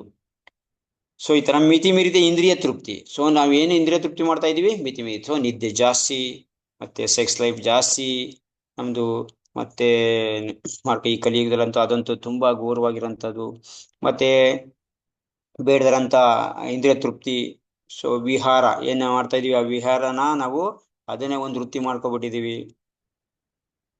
ಸೊ ಇದರಿಂದ ಇಂದ್ರಿಯ ತೃಪ್ತಿ ಏನ್ ಮಾಡ್ತಾ ಇದೀವಿ, ಇದು ತುಂಬಾ ಕಾರಣ ಆಗಿದೆ. ಮತ್ತೆ ಮೇಲೆ ಬೇರೆಯವ್ರ ಮೇಲೆ ನಾವು ಅವಲಂಬನೆ ಆಗಿರೋದು, ಡಿಪೆಂಡ್ ಆಗಿರೋದು. ನಮ್ಮ ಕೆಲ್ಸಕ್ಕೋಸ್ಕರ ನಮ್ಮ ಇದಕ್ಕೋಸ್ಕರ ನಾವೇನ್ ಮಾಡ್ತಾ ಇದೀವಿ, ಬೇರೆಯವ್ರ ಮೇಲೆ ಡಿಪೆಂಡ್ ಆಗಿರೋದು. ಇದು ಕಲಿಯುಗದಲ್ಲಿ ಮಹಾ ದೊಡ್ಡ ಇದು. ಸೊ ಅವನ್ ಬೇಕಾಗಿರೋದು ಅವನೇ ಇದ್ ಮಾಡ್ಕೋತಾ ಇಲ್ಲ. ಅವನು ಹೆಂಗ್ ನೋಡಿ, ನಾವು ಜೀವನ ಶೈಲಿ ಯಾವ ತರ ಆಗಿದೆ. ಒಂದು ಸರಿ ನಾವು ಇವಾಗ ಕರೆಂಟ್ ವ್ಯವಸ್ಥೆ ಇಲ್ಲ ಅಂತಂದ್ರೆ ಎಲ್ಲದಕ್ಕೂ ಏನ್ ಮಾಡಿದೀವಿ, ಕರೆಂಟ್ ಮೇಲೆ ನಿರ್ಭರ ಆಗಿದೀವಿ. ಕರೆಂಟ್ ಇಲ್ಲ ಅಂದ್ರೆ ನಮ್ ಕೆಲಸ ಪೂರ್ತಿ ಫಿನಿಶ್ ಆಗ್ಬಿಡುತ್ತೆ. ಸೊ ಆಲ್ಟರ್ನೇಟ್ ನಾವು ಬದುಕೋ ರೀತಿನೇ ಗೊತ್ತಾಗ್ತಾ ಇಲ್ಲ ನಮ್ಗೆ. ಸೊ ಇದೇ ತರ ಪ್ರತಿಯೊಬ್ರು ಒಂದಲ್ಲ ಒಂದ್ ರೀತಿಯಲ್ಲಿ ಬೇರೆಯವ್ರ ಮೇಲೆ ಡಿಪೆಂಡ್ ಆಗ್ಬಿಟ್ಟಿದೀವಿ. ಸೊ ಈ ತರ ಇಲ್ಲ ಅಂತ ತಕ್ಷಣ ನಾವ್ ಏನ್ ಮಾಡ್ಬೇಕು ಅಂತ ಗೊತ್ತಾಗಲ್ಲ. ಅದರಿಂದ ಇದು ತುಂಬಾ ಬೇರೆಯವ್ರ ಮೇಲೆ ಡಿಪೆಂಡ್ ಆಗಿರೋದು ಕೂಡ ನಮ್ದು ದೊಡ್ಡ ದೋಷ. ಕೃತಕ ಜೀವನಾಧಾರ ಇವೆಲ್ಲ ಕೃತಕವಾಗಿರುವಂತ ಮಿತಿ ಮೀರಿ ಅವಲಂಬಿಸಿರುವುದು ಕೃತಕ ಜೀವನಾಧಾರಗಳು. ಸೊ ಜೀವನ ಆದರ್ಶನಗಳು. ಸೊ ನಮ್ ಕೃತಕವಾಗಿ ಜೀವನ ನಾನು ಮಾಡ್ಸಕ್ಕೋಸ್ಕರ ಆದರ್ಶ ಮಾಡ್ಕೊಬಿಟ್ಟಿದೀವಿ. ನ್ಯಾಚುರಲಿಟಿ ಇಲ್ಲ ಇದರಲ್ಲಿ. ಕೃತಕವಾಗಿ ನೋಡಿ, ನಾವು ತಿನ್ನೋ ಆಹಾರದಲ್ಲೆಲ್ಲ ಇವತ್ತೆಲ್ಲ ನಾವು ಬೇರೆ ಕಡೆಯಿಂದನೇ ತರ್ತಾ ಇದೀವಿ. ನ್ಯಾಚುರಲ್ ಆಗಿ ನಾವೇ ಬೆಳ್ಕೊಬೇಕು, ನಾವೇ ಸ್ವಲ್ಪ ಇದ್ ಮಾಡ್ಕೋಬೇಕು, ಏನಿಲ್ಲ, ಎಲ್ಲಾನು ಆಚೆ ಕಡೆಯಿಂದ ತರ್ತಾ ಇದೀವಿ. ಕೃತಕವಾಗ್ಬಿಟ್ಟಿದೆ ಪ್ರತಿಯೊಂದು ಕೂಡ, ಯಾವುದೇ ವಿಷಯದಲ್ಲೂ ಕೂಡ ಕೃತಕವಾಗಿರೋದ್ರಿಂದ. ಸೊ ಇದು ನಮ್ಮ ಶಕ್ತಿನ ಏನ್ ಮಾಡ್ತಾ ಇದೆ, ನಿಸ್ಸಾರಗೊಳಿಸ್ಬಿಟ್ಟು, ಪೂರ್ಣ ಪ್ರಮಾಣ ನಿಸ್ಸಾರಗೊಳಿಸ್ಬಿಟ್ಟು. ಆದ್ದರಿಂದ ಮನುಷ್ಯನ ಜೀವಿತದ ಅವಧಿ ಆಯ್ತು. ಸೊ ಜೀವಿತ ಅವಧಿ ಯಾಕೆ ಕಡಿಮೆ ಆಗ್ತಾ ಇದೆ? ತುಂಬಾ ಚೆನ್ನಾಗಿ ಹೇಳ್ತಾರೆ. ಇದಕ್ಕೋಸ್ಕರ ಜೀವನ ನಮ್ದು ವಯಸ್ಸು ನಮ್ಗೆ ಇದಾಗ್ತಾ ಇರೋದೇ ಹೊರತು ಬೇರೆಯಿಂದಲ್ಲ. ಬೇರೆ ಎಲ್ಲ ಚೆನ್ನಾಗಿದೆ, ಆದ್ರೆ ನಮ್ಮ ಜೀವನ ನಾವೇ ಹಾಳು ಮಾಡ್ಕೊಂಡಿದ್ವಿ ಈ ಕಲಿಯುಗದಲ್ಲಿ. ಈ ಕಲಿಯುಗಂತೂ ಅದಕ್ಕೆ ಇದನ್ನ ಏನೋ ಕಬ್ಬಿಣದ ಇದು ಬೇಡದಂತ ಯುಗ ಇದು. ಒಬ್ಬ ವ್ಯಕ್ತಿ ನಿಜವಾಗಿ ಆಧ್ಯಾತ್ಮಿಕ ಮಾಡಂತ ವ್ಯಕ್ತಿಗೆ ಯೋಗ್ಯವಾಗಿರಂತ ಯುಗ ಅಲ್ಲ. ನಮ್ಗೆ ಇವಾಗ ಯಾಕೆ ನಾವು ಸರಿಗಿದ್ದೀವಿ, ಯಾಕೆ ನಮ್ಗೆ ಆರೋಗ್ಯ, ನಮ್ಗೆ ಅಟ್ಲೀಸ್ಟ್ ಮಿನಿಮಮ್ ಇದು ಆಗ್ತಾ ಇದೆ ಅಂತಂದ್ರೆ ನಮ್ಗೆ ಈ ಹರಿನಾಮದ ಮಹತ್ವ ಗೊತ್ತಾಗಿ ಹರಿನಾಮ ಜಪ ಮಾಡ್ತಾ ಇರೋದು, ಭಗವಂತನ ಭಕ್ತಿ ಸಿಕ್ಕಿರೋದು, ಯಾರು ಭಕ್ತರು ಕೃಪೆಯಿಂದ ಸಿಕ್ಕಿರೋದ್ರಿಂದ ಇದು ಆಗ್ತಾ ಇರೋದು. ಇಲ್ಲ ಅಂದ್ರೆ ಕಲಿಗ ತಿಳ್ಕೊಂಬಿಡಿ, ಇಷ್ಟು ತುಂಬಾ ಘೋರವಾಗಿರೋಂತ ಪ್ರಪಂಚ, ತುಂಬಾ ಘೋರವಾಗಿರೋದು. ಸೊ ನಮ್ಗೆ ಯಾಕೆ ಸ್ವಲ್ಪ ಅಟ್ಲೀಸ್ಟ್ ನಾವು ಬದುಕಕ್ಕೆ ಆಸೆ ಬಂದಿದೆ, ನಮ್ಗೆ ಜೀವನ ಮಾಡಕ್ ಆಸೆ ಬಂದಿದೆ ಅಂತಂದ್ರೆ, ನಮ್ಗೆ ಗೊತ್ತಾಗಿದೆ ಅಂತಂದ್ರೆ ಜಸ್ಟ್ ಸಿಂಪಲ್ ಏನೋ ಯಾವ್ದೋ ಭಕ್ತೃ ಕೃಪೆಯಿಂದ ನಮ್ಗೆ ಭಗವಂತನ ನಾಮದ್ದು ಪರಿಚಯ ಆಗಿದೆ, ಭಗವಂತನ ನಾಮ ಜಪ ಮಾಡ್ತಾ ಇದೀವಿ, ಇಷ್ಟಿಂದ ನಮ್ಗೆ ಗೊತ್ತಾಗ್ತಾ ಇದೆ ಹೊರತು ಇಲ್ಲ ಅಂತಂದ್ರೆ ಕಲಿಯುಗ ಯೋಗ್ಯ ಅಲ್ವೇ. ನೋಡಿ ಅಕಸ್ಮಾತ್ ಈಗ ಬುದ್ಧಿವಂತ ವ್ಯಕ್ತಿ ಇದ್ದಾನೆ, ಹರಿನಾಮದ್ದು ಅವನಿಗೆ ಸಿಕ್ಕಿಲ್ಲ, ಅವನ ಪರಿಸ್ಥಿತಿ ನೋಡಿ ಯಾವ ತರ ಇರುತ್ತೆ ಅಂತ. ಅಂದ್ರೆ ಅವನು ಒಳ್ಳೆ ವ್ಯಕ್ತಿ, ಬಟ್ ಅವನ್ಗೆ ಬದುಕಕ್ ಆಗ್ತಾ ಇಲ್ಲ. ಹರಿನಾಮದ ಬಗ್ಗೆ ರುಚಿ ಗೊತ್ತಿಲ್ಲ ಅವನಿಗೆ, ವಿಷಯನೇ ಗೊತ್ತಿಲ್ಲ. ಸೊ ಇದ್ರ ವಿಷಯನೂ ಗೊತ್ತಿಲ್ಲ ಅಂತ ವ್ಯಕ್ತಿ ಒಳ್ಳೆ ವ್ಯಕ್ತಿಯಾಗಿದ್ದಾನೆ. ಯಾವ ರೀತಿ ಜನದ ಜೊತೆ ಓಡಾಟ ಮಾಡ್ಬೇಕು ಅವನು? ಈಗ ನಾವೇನ್ ಮಾಡ್ತಿದ್ವಿ, ಗೊತ್ತಿಲ್ದಂಗೆ ನಾವು ಗೋಪ್ಯವಾಗಿದ್ದೀವಿ, ಕಲಿಯುಗದಲ್ಲಿ ಇದೀವಿ. ಆದ್ರೆ ಏನ್ ಮಾಡ್ತಾ ಇದೀವಿ, ಸ್ವಲ್ಪ ನಮಗೂ ಅದಕ್ಕೂ ಸಂಬಂಧನೇ ಅನ್ನೋ ತರ ಇದೀವಿ. ಸಂಬಂಧ ಏರ್ಪಡಿಸ್ಕೊಂಡು ಹೋದ್ರಂತೂ ನಮ್ ಕತೆ ಅಷ್ಟೇ, ತುಂಬಾ ಘೋರ ಆಗ್ಬಿಡುತ್ತೆ. ಸಂಬಂಧ ಇಲ್ದೇದಂಗೆ ಇದೀವಿ ನಾವು ಅಲ್ವಾ? ಸೊ ನಮಗೂ ಅವ್ರಿಗೂ ಅಂಟೆ ಇಲ್ವೇನೋ? ಎಷ್ಟೊಂದು ವಿದ್ಯಮಾನಗಳು ಏನ್ ನಡೀತಾ ಇದೆ ಅಂತಾನೆ ಗೊತ್ತಿಲ್ಲ, ಏನ್ ರೂಲ್ಸ್ ಚೇಂಜ್ ಆಗಿದೆ ಅಂತಾನೆ ಗೊತ್ತಿಲ್ಲ ನಮ್ಗೆ ಆಕ್ಚುಲಿ. ಯಾಕೆ ನಾವು ಅದನ್ನ ಬಿಟ್ಟು ಇರೋದು. ಅಂದ್ರೆ ನನ್ನ ವಿಚಾರ ಸ್ವಲ್ಪ ಹೇಳ್ತಾ ಇದ್ದೀನಿ, ಬೇರೆಯವ್ರಿಗೆಲ್ಲ ಗೊತ್ತಿರ್ಬೋದು. ಸೊ ಆ ತರ ಆಗಿರೋದು. ಯಾಕೆ ಯಾಕೆ ಕಲಿಯುಗ ಅಷ್ಟೊಂದು ಘೋರವಾಗಿರೋದು? ಬೇಕಾಗಿಲ್ಲ ವಿಷಯಗಳು ಇಷ್ಟೊಂದೆಲ್ಲ ನಮಗ್ ಬೇಕಾಗಿಲ್ಲ. ಬೇಕಾಗಿರೋದು ಸ್ವಲ್ಪ ವಿಷಯ ಇದ್ರೆ ಸಾಕಾಗಿತ್ತು. ಆದ್ರೆ ಇವತ್ತು ತುಂಬಾ ಅಧಿಕವಾಗಿ ನಾವು ಕಲಿಯುಗದ ಮೇಲೆ ಡಿಪೆಂಡ್ ಆಗಿದೀವಿ, ನಮ್ಮ ಬೇರೆ ಜನಗಳ ಮೇಲೆ. ಈ ಕಲಿಯುಗದ ಹ್ಮ್ ಪ್ರಭಾವ ಜಾಸ್ತಿ ಆಗಿದೆ, ಆಗ್ತಾ ಆಗ್ತಾ ಹೋಗ್ತಾ ಇದೆ. ಸೊ ಈ ಕಲಿಯುಗದ ಪ್ರಭಾವ ತಡೆಯೋಕ್ಕೋಸ್ಕರ ಎಷ್ಟೋ ಆಲೆ 4,000 ವರ್ಷದಿಂದನೇ ಅವರು ಪ್ರಯತ್ನ ಮಾಡಿದ್ರು. ಈಗಿನ ಪರಿಸ್ಥಿತಿ ನೋಡಿದ್ರೆ ಅದೇನ್ ಅನ್ಕೋತಿದ್ರು ಗೊತ್ತಿಲ್ಲ ಏನು ಋಷಿಮುನಿಗಳು. 4,000 ವರ್ಷದಿಂದನೇ ಕಲಿಯುಗದಲ್ಲಿ ಈ ತರ ಇರುತ್ತೆ ಅನ್ಬಿಟ್ಟು, ಕಲಿಯುಗ ಜಾಸ್ತಿ ಪ್ರಭಾವ ಆಗ್ತಾ ಇದೆ ಅನ್ಬಿಟ್ಟು ತಡೆಯೋಕ್ಕೋಸ್ಕರ ಯಜ್ಞ ಮಾಡ್ತಾ ಇದ್ದವರು. ಸೊ ಅದರಿಂದ ಈ ತರ ಪರಿಸ್ಥಿತಿ ತುಂಬಾ ಘೋರವಾಗಿದೆ. ಸೊ ಅದರಿಂದ ನಾವು ಭಗವಂತ ನಾಮ ಜಪ ಮಾಡ್ಕೊಂಡು ಇಲ್ಲಿಂದ ಹೊರಗಡೆ ಹೋಗ್ಬೇಕು ಅಷ್ಟೇ. ಮಾನವ ಜನ್ಮ ಈ ಭೌತಿಕ ಪ್ರಪಂಚ, ಐಹಿಕ ಪ್ರಪಂಚದಲ್ಲಿ ಬದುಕಿನ ಹೋರಾಟದಿಂದ ಸಕಲ ಕ್ಲೇಶ ಕಷ್ಟ ಕೋಟಲೆಗಳಿಂದ ಮುಕ್ತಿ ಪಡೆದು ಭಗವದ್ಧಾಮಕ್ಕೆ ಹಿಂದಿರುಗಲು ಮಾನವ ಜನ್ಮ ಒಂದು ಸಾಧನವಾಗಿದೆ. ಮಾನವ ಜನ್ಮ ಸಿಕ್ಕಿದೆ ನಮ್ಗೆ ಅಂತಂದ್ರೆ ಎಲ್ಲಾ ಕಷ್ಟಗಳಿಂದ ತಪ್ಪಿಸ್ಕೊಂಡು ಭಗವಂತನ ಧಾಮ, ಎಲ್ಲಾ ಕಷ್ಟ ಕೋಟಲೆಗಳಿಂದ ತಪ್ಪಿಸ್ಕೊಂಡು ಭಗವಂತನ ಧಾಮ ಪಡೆಯೋಕ್ಕೋಸ್ಕರ, ಈ ಭೌತಿಕ ಪ್ರಪಂಚದಿಂದ ಮುಕ್ತಿ ಪಡೆಯೋಕ್ಕೋಸ್ಕರ, ಭಗವಂತನ ಪ್ರೀತಿ, ಭಗವಂತಂದು ಸೇವೆ ಪಡೆಯೋಕ್ಕೋಸ್ಕರ ಸಾಧನ ಆಗಿದೆ. ಸೊ ಆದ್ರೆ ಈ ಕೆಟ್ಟ ಶಿಕ್ಷಣ ಏನ್ ಮಾಡಿದೆ ನಮ್ನ, ಈ ಪದ್ಧತಿಯಿಂದಾಗಿ ಮಾನವರ ಕೆಟ್ಟ ಶಿಕ್ಷಣ ಪದ್ಧತಿಯಿಂದಾಗಿ ಮಾನವರಿಗೆ ಆತ್ಮ ಸಾಕ್ಷಾತ್ಕಾರದ ಹಂಬಲವಿಲ್ಲದಂತಾಗಿದೆ. ಸೊ ಈ ತರಕ್ಕೆ ನಾವು ಜನ್ಮ ಸಿಕ್ಕಿರೋದು. ಆದ್ರೆ ಪ್ರತಿಯೊಬ್ಬರಿಗೂ ಶಿಕ್ಷಣಕ್ಕೂ ಸಿಗ್ತಾ ಇರೋದು ಯಾವ ತರ, ಇದರಿಂದ ವಿಮುಖವಾಗಿರೋಂಥದ್ದು. ಭಗವಂತಂದು ಕಾನ್ಸೆಪ್ಟ್, ಭಗವಂತನ ವಿಷಯನೇ ಇಲ್ಲ ನಮ್ಮ ಎಜುಕೇಶನ್ ಸಿಸ್ಟಮ್ ಅಲ್ಲಿ. ಅದರಿಂದ ನಮ್ಮನ್ನ ದೂರ ಮಾಡ್ಬಿಟ್ಟಿದೆ. ಸೊ ಅದ್ರದ್ದು ಆತ್ಮ ಸಾಕ್ಷಾತ್ಕಾರ ಅನ್ನೋ ವರ್ಡೇ ಇಲ್ಲ ನಮ್ಮ ಡಿಕ್ಷನರಿಲಿ, ಆ ತರ ಆಗ್ಬಿಟ್ಟಿದೆ. ಸೊ ಅದರಿಂದ ಇದು ದುರದೃಷ್ಟವಶಾತ್ ಅಂತ ಪ್ರಭುಪಾದ ಹೇಳ್ತಾರೆ. ಅವರಿಗೆ ಅವರ ಅರಿವಾದರೂ ದುರದೃಷ್ಟವಶ ತಪ್ಪು ದಾರಿಗೆ ಎಳೆಯಲ್ಪಟ್ಟ ಶಿಕ್ಷಕರಿಗೆ ಬಲಿಷ್ಪಡಿಸ. ಇಲ್ಲಿ ಒಂದು ಮುಖ್ಯ ಇದಾಗಿದೆ, ಯಾವಾಗಲೂ ನಮ್ಮನ್ನ ತಪ್ಪು ದಾರಿಗೆ ಎಳೆಯಲ್ಪಟ್ಟವರು. ನಾವು ಅದ್ರದ್ದು ಬಗ್ಗೆ ಸ್ವಲ್ಪ ಮನೇಲಿ ತಿಳುವಳಿಕೆ ಸಿಗುತ್ತೆ. ಸಿಕ್ಕಿದ್ದು ದೇವಸ್ಥಾನದ ಇದೆಲ್ಲ ಏನಾಗುತ್ತೆ ನಮ್ಮ ಸ್ಕೂಲಲ್ಲಿ ಅದು ಇನ್ನ ಹೋಗ್ಬಿಡುತ್ತೆ. ನಾವು ಮಕ್ಕಳಿಗೆ ಇಲ್ಲಿ ಹೇಳ್ಕೊಡ್ತೀವಿ, ಸುಮಾರು ಏನೋ ಮಕ್ಕಳ ಇದಾಗಿದ್ದಾಗ ಸ್ವಲ್ಪ ಆ ಕಡೆ ಈ ಕಡೆ ಬಂದಾಗ ಹೇಳ್ಕೊಡ್ತೀವಿ. ನಮ್ಮ ದೇವಸ್ಥಾನಗಳೆಲ್ಲ ಅದು ಇದು ಹೇಳ್ಕೊಡ್ತೀವಿ. ಸ್ಕೂಲ್ ಕಳಿಸ್ತೀವಿ, ಸ್ಕೂಲಲ್ಲಿ ವಿರುದ್ಧವಾಗಿ ಉಲ್ಟಾ ಇರುತ್ತೆ. ಮಕ್ಳುಗಳು ಜಾಸ್ತಿ ಟೈಮು ಅಲ್ಲೇ ಇರೋದ್ರಿಂದ ಅದನ್ನೇ ಕಲ್ತ್ಕೋತಾರೆ. ನೀವು ಮನೇಲಿ ಎಷ್ಟು ಟೈಮ್ ಮಕ್ಳ ಜೊತೆ ಇರ್ತೀರಾ? ಏನ್ 3 ಗಂಟೆ 4 ಗಂಟೆ ಟೈಮ್ ಇರ್ತೀರಾ. ಆದ್ರೆ ಮಗು ಸ್ಕೂಲಲ್ಲಿ ಇರೋದು, ಎಲ್ಲಾರ ಜೊತೆ ಇರೋದು ಎಷ್ಟೊತ್ತು ದಿನದಲ್ಲಿ 8 ಗಂಟೆ 10 ಗಂಟೆ ಅವ್ರ ಜೊತೆನೆ ಇರುತ್ತೆ. ಸೊ ಎಲ್ಲನ ಅಲ್ಲಿಂದನೇ ಕಲ್ತ್ಕೊಂಡ್ಬರುತ್ತೆ. ನಾವ್ ಹೇಳ್ಕೊಟ್ಟಿದಂತ ಇದು ಅದಕ್ಕೆ ಹೋಗೋದೇ ಇಲ್ಲ ತಲೆಗೆ. ಸೊ ಹಿಂಗಾಗಿ ನಮ್ ಸಂಸ್ಕೃತಿ ಆತರ ತುಂಬಾ ತಪ್ಪು ದಾರಿ, ಇದು ತಪ್ಪು ದಾರಿಗೆ ಎಳೆಯಲ್ಪಟ್ಟಿದೆ. ನಮ್ ಶಿಕ್ಷಣ ಆಗ್ಲಿ ಬೇರೆ ವ್ಯವಸ್ಥೆ ಆಗ್ಲಿ ನಮ್ಮನ್ನ ಬಲಿಪಶು ಮಾಡ್ಬಿಟ್ಟಿದೆ ಅಂತ ಪ್ರಭುಪಾದ ಹೇಳ್ತಾರೆ. ಸೊ ಇದನ್ನ ಪ್ರಾಕ್ಟಿಕಲ್ ಆಗಿ ನೋಡ್ಬೋದು ನಾವು. ಇದೇನು ಇದೇ ಇಲ್ಲ ನಮ್ಮ ಮನೇಲಿ, ಪ್ರತಿ ಮನೇಲೂ ಕೂಡ ನೋಡ್ತಾರೆ. ಇವತ್ತು ಇಂದು ನಾವೇನು ಅನ್ಕೊಂಡಿದೀವಿ ಸನಾತನ ಧರ್ಮಿಗಳು ಅಂತ, ನಮ್ಮ ಮನೆಯಿಂದನೇ ಶುರುವಾಗ್ತಾ ಇದೆ ಇದು ಈ ಶಿಕ್ಷೆ. ನಮ್ಮ ಮಕ್ಳಿಗೇನೆ, ಈವನ್ ಕೃಷ್ಣ ಪ್ರಜ್ಞಾವಂತ ಮಕ್ಳುನು ಕೂಡ ನೋಡಿ ನಾರ್ಮಲ್ ಆಗಿ ಸ್ಕೂಲ್ಗೆ ಹೋಗ್ತಾರೆ, ನಾರ್ಮಲ್ ಇರೋದನ್ನೇ ಕಲಿತವೆ. ಏನೋ ಒಂದ್ ಆ ಕಡೆ ಈ ಕಡೆ ಜಪ ಮಾಡಿ ಇಟ್ಕೊಂಡು ಹರೇ ಕೃಷ್ಣ ಅಂತವೆ ಅಷ್ಟೇ. ಅದು ಬಿಟ್ರೆ ಅವ್ರ ತಲೆ ಒಳಗಡೆ ಇರೋದೆಲ್ಲ ಬರೀ ಭೌತಿಕ ವಿಚಾರಗಳು. ಅದನ್ನ ತೆಗೆದಾಕ್ಬೇಕು, ಅದನ್ನ ಸರಿಯಾಗಿ ತಂದೆ ತಾಯಿಗಳು ಅದನ್ನ ಗಮನ ಇಟ್ಟು ನೋಡ್ಬೇಕು, ಬೇರೆ ರೀತಿ ಮಾಡ್ಬೇಕು ಅಂತ ಹೇಳ್ತಾರೆ. ವಿವಿಧ ಬಗೆಯ ಇಂದ್ರಿಯ ತೃಪ್ತಿ ಸೆಳೆತಗಳು, ಸಿನಿಮಾ, ಕ್ರೀಡೆ, ಜೂಜು, ಕ್ಲಬ್ಬು, ಲೌಕಿಕ ಗ್ರಂಥಾಲಯಗಳು, ದುಷ್ಟ ಸಹವಾಸ, ಧೂಮಪಾನ, ಮದ್ಯಪಾನ, ಮೋಸ ಮಾಡುವುದು, ಕದಿಯುವುದು, ಕಾದಾಡುವುದು, ಇಂಥವುಗಳಿಗೆಲ್ಲ ಕಲಿಯುಗದ ಮಾನವರು ಆಹುತಿ ತೆಗೆದುಕೊಳ್ಳುತ್ತಿವೆ. ಮಾನವನನ್ನು ಇವೆಲ್ಲ ಏನ್ ಮಾಡ್ತಾ ಇದೆ ಕಲಿಯುಗದ, ಇವೆಲ್ಲ ಏನಾಗ್ತದೆ, ಮನುಷ್ಯನ ಏನ್ ಮಾಡ್ತಿದೆ, ಅಡ್ಡದಾರಿಗೆ ಇಳಿತಾ ಇದೆ.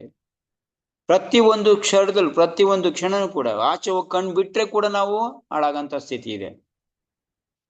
ಸೊ ಅದಕ್ಕೆ ತಕ್ಕನಾಗೆ ನಾವು ಎಲ್ಲಾರು ಸಿಟಿಲೇ ವಾಸ ಮಾಡ್ತಾ ಇರೋರು. ಸೊ ಬೇರೆ ದಾರಿನೇ ಇಲ್ಲ, ಅದಕ್ಕೆ ನಾವು ಅಡಿಕ್ಟ್ ಆಗಿದೀವಿ. ಪ್ರತಿ ಒಂದು ಸ್ಥಳದಲ್ಲೂ ಕೂಡ ಇದನ್ನ ಹೇಳ್ಕೊಡ್ತಾ ಇದೆ. ಪ್ರತಿಯೊಂದು ಮಾತು ಕೂಡ, ಪ್ರತಿ ಜನ ಕೂಡ, ಪ್ರತಿ ಕಡೆ ಕೂಡ ಇದು ತುಂಬಾ ಎಲ್ಲಿಗೆ ಹೋಗ್ತಾ ಇದೆಯೋ ನಮ್ಮ ಜೀವನ ಗೊತ್ತಿಲ್ಲ. ಸೊ ಇದೆಲ್ಲನೂ ನಾವು ಯಾವ್ದು ರೀತಿ ತಡೆಯೋದು ಅದು ಸರಿ ಗೊತ್ತಾಗ್ತಾ ಇಲ್ಲ.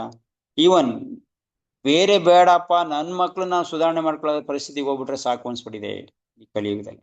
ಹೆಂಗಪ್ಪ ನಮ್ಮ ಮಕ್ಳನ್ನ ಸುಧಾರಣೆ ಮಾಡೋದು?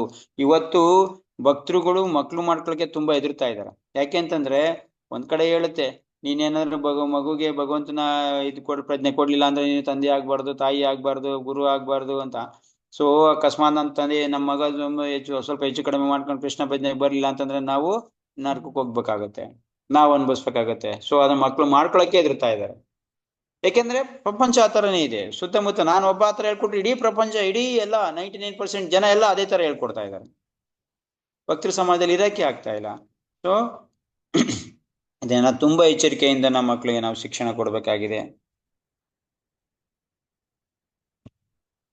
ಹಲವು ಪ್ರವರ್ತನೆಗಳಿಂದಾಗಿ ಅವರ ಮನಸ್ಸು ಸದಾ ಕಾಲ ಕ್ಷೋಭೆ ಆತಂಕಗಳಿಂದ ಪೀಡಿತವಾಗಿದೆ. ಕ್ಷೋಭೆ ಪ್ರತಿ ಕ್ಷಣನೂ ಕೂಡ ಈ ಪರಿವರ್ತನೆಯಿಂದಾಗಿ, ಈ ತರ ಪರಿವರ್ತನೆಯಿಂದ ನಮ್ದು ಯಾವಾಗ್ಲೂ ಕ್ಷೋಭೆ ಆಗಿರುತ್ತೆ. ನಮ್ಮ ಮನಸ್ಸಲ್ಲಿ ಯಾವಾಗ್ಲೂ ತಳಮಳ, ಯಾವಾಗ್ಲೂ ಕಳವಳ, ಯಾವಾಗ್ಲೂ ಟೆನ್ಷನ್,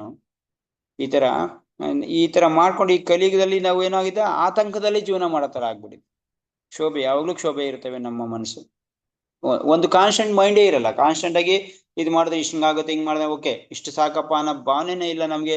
ನಾವು ಕೂಡ ಅದೇ ತರ ಆಗ್ಬಿಟ್ಟಿದ್ವಿ, ಕ್ಷೋಭೆ ಇರುತ್ತೆ. ಯುಗದ ಅನೇಕ ನೀತಿ ಭ್ರಷ್ಟ ಜನರು ತಮ್ಮದೇ ಆದ ಧಾರ್ಮಿಕ ನಂಬಿಕೆಗಳನ್ನು ಹುಟ್ಟಿ ಹಾಕುತ್ತಾರೆ. ಇದ್ರ ಜೊತೆಗೆ ಬೇರೆ ಬೇರೆ ಧಾರ್ಮಿಕ ನಂಬಿಕೆಗಳು, ಬೇರೆ ಬೇರೆ ಆಚಾರ ವಿಚಾರಗಳು ಬೆಳ್ಕೊಂಡ್ ಬಂದ್ಬಿಟ್ಟಿದೆ. ಅದ್ರದ್ದೆಲ್ಲಾ ಪರಿಣಾಮವಾಗಿ ಕಲಿಯುಗ ಅಧೋಗತಿಗೆ ಹೋಗ್ತಾ ಇದೆ ಅಂತ ನೆಕ್ಸ್ಟ್ ಹೇಳ್ತಾರೆ.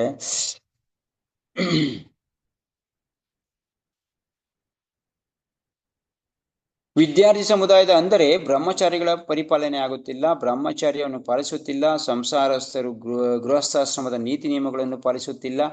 ಇದರ ಪರಿಣಾಮವಾಗಿ ಇಂತಹ ಗೃಹಸ್ಥಾಶ್ರಮಗಳಿಂದ ಹೊರಬಂದ ವಾನಪ್ರಸ್ಥರು ಮತ್ತು ಸನ್ಯಾಸಿಗಳೆಂದು ಹೇಳಿಕೊಳ್ಳುವವರು ಕಟ್ಟುನಿಟ್ಟಿನ ಮಾರ್ಗಗಳಿಂದ ಸುಲಭವಾಗಿ ದಾರಿ ತಪ್ಪುತ್ತಾರೆ. ಸೊ ಫಸ್ಟ್ ಆಫ್ ಆಲ್ ಬ್ರಹ್ಮಚಾರಿ ಆಶ್ರಮನೇ ಇಲ್ಲ.